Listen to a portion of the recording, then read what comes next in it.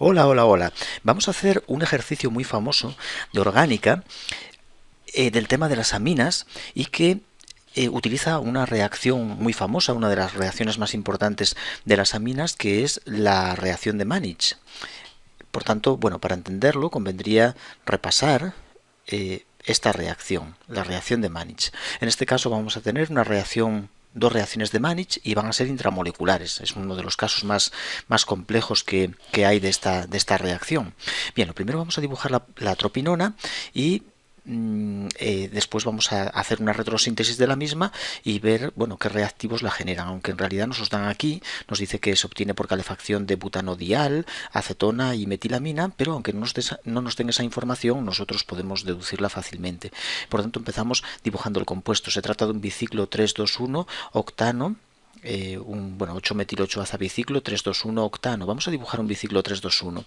Tenemos por un lado una cadena de dos átomos de carbono. Voy a ponerlo, por ejemplo, por este lado. Después tenemos una cadena de tres átomos de carbono. Vamos a dibujarla, por ejemplo, por aquí. La cadena de tres átomos de carbono. Y tenemos un puente de un carbono, un 3,2,1. Puente de un carbono. Esta es la forma que tiene un biciclo 3,2,1.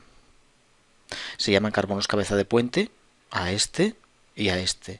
Sin contarlos a ellos, de ellos parte una cadena con tres carbonos, otra con dos carbonos y un puente con un carbono.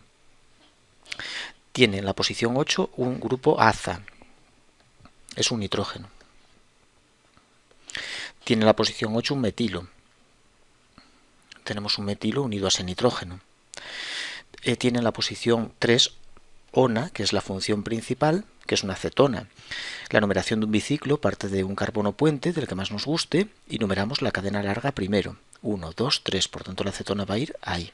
1, 2, 3. Muy bien, ya tenemos nuestro 8-metil, 8-azabiciclo, 3,2,1 octano, 3 ona. Dice que fue sintetizada partiendo de butanodial, etc. Bueno, vamos a hacer una retrosíntesis para ver nosotros mismos a partir de qué reactivos obtiene esta molécula. Lo primero que nos tenemos que fijar es que estamos ante una molécula que tiene un carbonilo en posición 1 y si contamos en posición 3 tiene un grupo amino, tanto por este lado como por este otro. 2, 3. Y por tanto significa que se trata de un 3-aminocarbonilo. 3-aminocarbonilo. Y los 3-aminocarbonilos tienen una reacción que los sintetiza, que es la reacción de Mannich. Este compuesto se va a obtener mediante la reacción de Mannich. Como tenemos dos cadenas que conducen al 3-aminocarbonilo, pues seguramente que se formará mediante dos Mannich. ¿Cómo se hace la retrosíntesis de esta molécula? Hay que romper dos enlaces.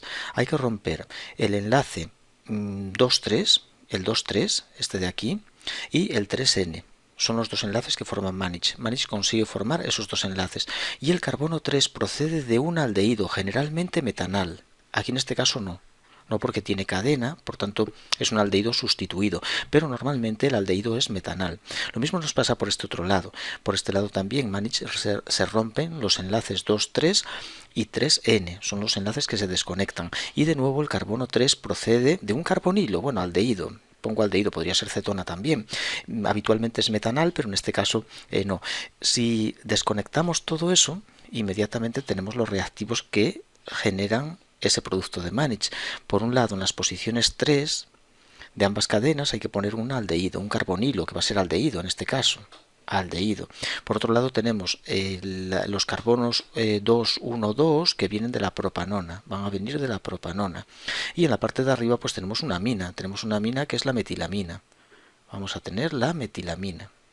Pues ahí tenemos los tres componentes que van a constituir esa molécula mediante dos Mannich intramoleculares. Bueno, la ciclación, el cierre va a ser es una reacción intramolecular, el último paso, y nada, vamos a empezar a hacer el mecanismo. Esto, lo que acabo de hacer, se conoce como la retrosíntesis de la molécula.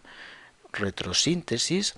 La retrosíntesis se basa en identificar el identificar en la molécula enlaces que podemos romper porque sabemos formarlos. Es muy importante eso. No rompo estos enlaces al azar. Identificó el tipo de compuesto, un 3-aminocarbonilo. Por tanto, sé que lo prepara Mannich y sé qué enlaces forma Mannich porque conozco la reacción. No se puede hacer una retrosíntesis si no se conoce perfectamente la síntesis. Por ejemplo, imaginemos que nos encontramos con una molécula como esta y rápidamente identificamos que es 1, 2, 3, vaya, me he pasado de largo. Imaginemos este compuesto, aquí con un amino, y vemos que es un 1, 2, 3, un 3-aminocarbonilo. Por tanto, este compuesto lo prepara Mannich. ¿Y qué enlaces hay que romper? Pues siempre 2, 3 y 3N. Es mecánico. Y de esa forma vemos que los reactivos que van a preparar nuestro producto son la ciclohexanona, el carbono 3 que viene de un aldehído, en este caso es una Mannich típica con metanal, y la amina que es una dimetilamina en este caso. ¿Y qué reactivos requiere Mannich para la formación del 3-aminocarbonilo? Pues la síntesis solo precisa de clorhídrico, un medio ácido, y bueno, después podemos poner una segunda etapa de neutralización porque el medio clorhídrico deja protonado el amino en forma de clorhidrato y convendría desprotonarlo en una etapa posterior, pero es el reactivo que usa clorhídrico. Bien, y lo que Mannich consiste en una primera etapa en la formación de una sal de imina, sal de imonio, entre el metanal y la amina. Se forma este catión imonio que es atacado por un enol que se genera sobre el carbonilo. El carbonilo, la acetona, tiene que poder formar enoles y el enol ataca como nucleófilo al carbono del imonio, pasando la carga hacia el nitrógeno y formando ya el producto final. Es decir, que uno de los enlaces, el 3N, se forma mediante la reacción del metanal con la amina o al aldehído que sea con la amina, y después el ataque del enol al catión nos genera el producto final. Vamos a hacer eso aquí en un momento para ver cómo funciona. Bueno, pues cogemos nuestro dialdehído y lo hacemos reaccionar primero con la amina. Cogemos el aldehído y vaya, dejé aquí poco sitio. Bueno, lo pongo aquí, más la metilamina. Más la metilamina, pues se va a formar una imina. No voy a dibujar el mecanismo de esto. Se pierde una molécula de agua y se va a formar una imina. Esa imina, como esto lo vamos a llevar a cabo en medio clorhídrico, va a quedar protonada. Es decir, aquí se va a formar un doble enlace, nitrógeno, carbono, pero dejamos la imina protonada por el medio clorhídrico, con un cloruro, si queremos ser curiosos, al lado. Bien, del otro lado tenemos el aldehído que de momento no va a reaccionar. Ahora a continuación vamos a dibujar el enol de la propanona.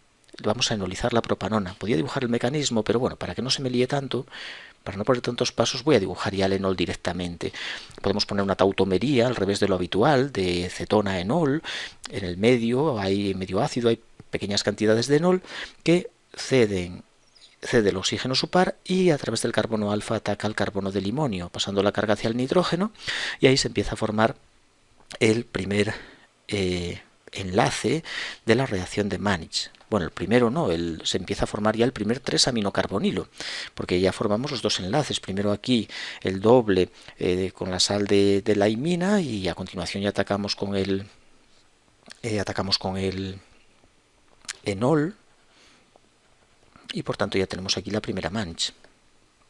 Enlace formado en rojo y aquí carbono alfa de la acetona unido a el carbono del imonio y aquí sigue el aldehído. ¿Qué va a pasar ahora? Bueno, pues ahora este nitrógeno va a condensar con el aldehído para formar una nueva imina. Forma una nueva imina con ese aldehído.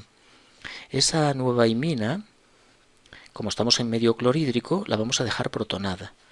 Se va a formar una imina. Aquí la vamos a pintar. Vamos a dibujar aquí el doble enlace, por ejemplo por aquí. Doble enlace carbono entre este carbono y el nitrógeno. Imina intramolecular, pero le dejamos un protón unido a ese nitrógeno, porque estamos en medio clorhídrico. Y aquí tenemos la cadena de la acetona que añadimos en el paso anterior. Y bueno, sin especificar el mecanismo, formamos el enol de nuevo, una tautomería para formar el enol, y ese enol va a ciclar. Vale, me aborrece el dibujarlo. Así.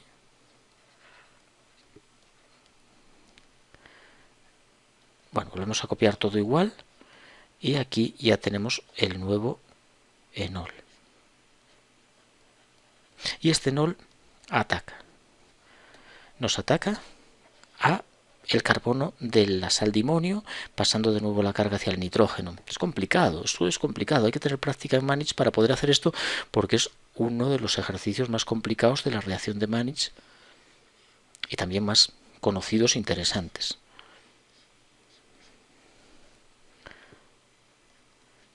Y formamos ahí el último enlace ya de la segunda Mannich.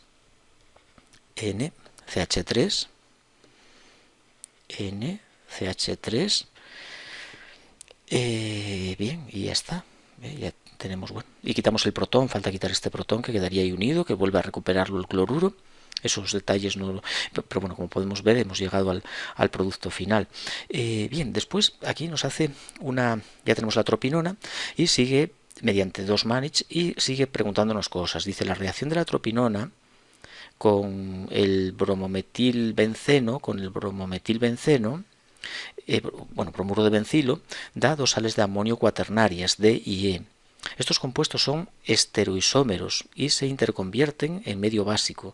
Proponer estructuras de D y de E y pregunta que qué tipo de esteroisómeros son D y E y sugerir el mecanismo para la equilibración de esas especies D y E.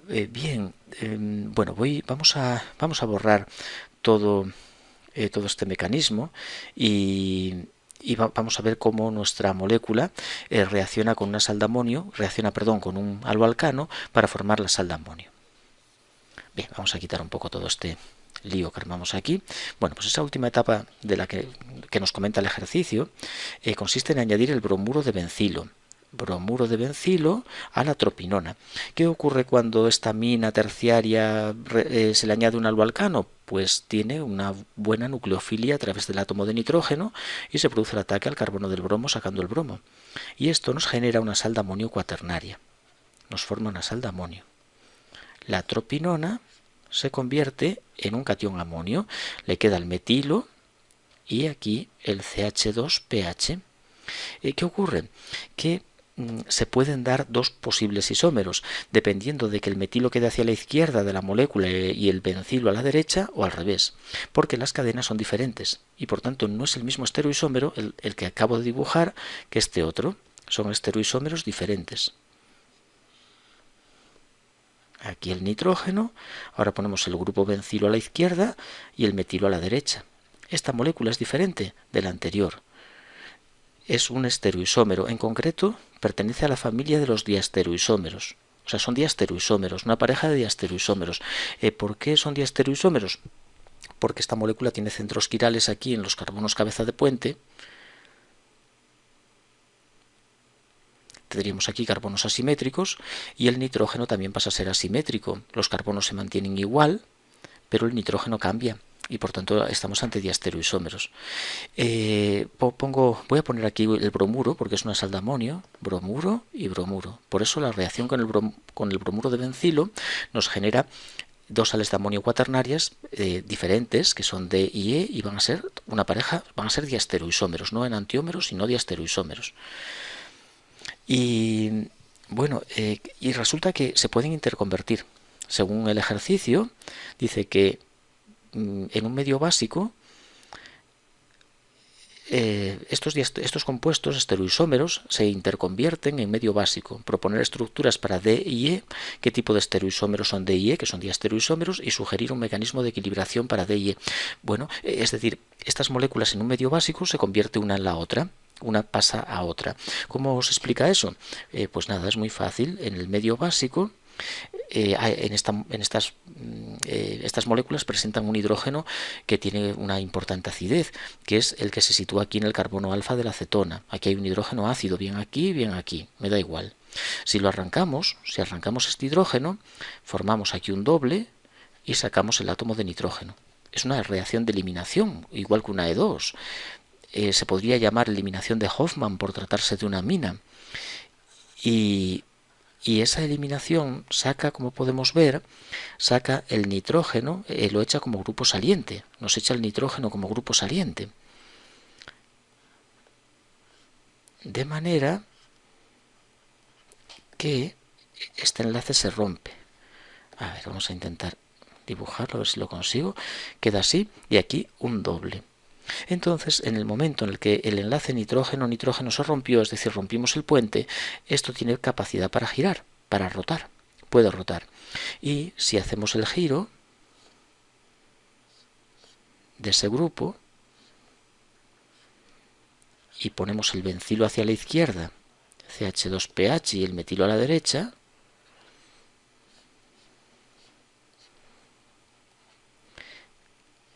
pues ahora este nitrógeno nucleófilo podría volver a atacar ahí.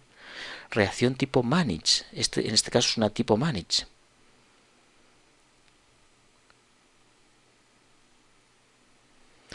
Volviendo otra vez a ciclarse, lo que nos va a dar, lo que va a formar de nuevo este enlace, carbono-nitrógeno, y por tanto interconvertimos uno de los estereoisómeros en el otro.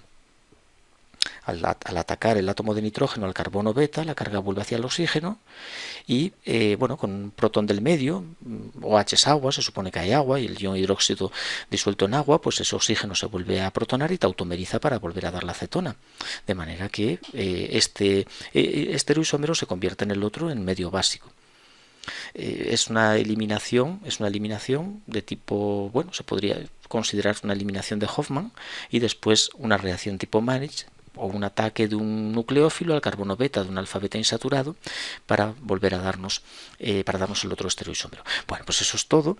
Voy a hacer otro problema más de aminas, en este caso sobre otra de las reacciones más famosas también, que es la eliminación de Hofmann de las aminas. Voy a subirlo ahora a continuación.